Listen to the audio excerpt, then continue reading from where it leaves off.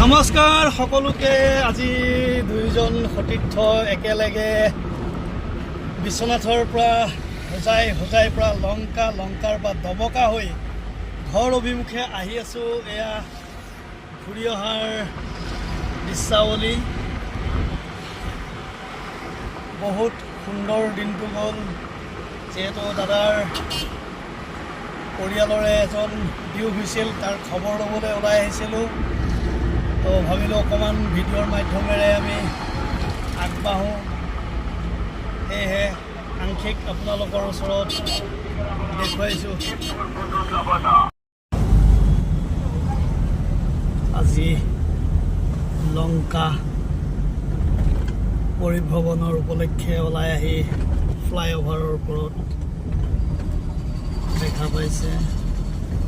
এইটো লংকা ষ্টেচন। ফালে লংকা ষ্টেচন আছে।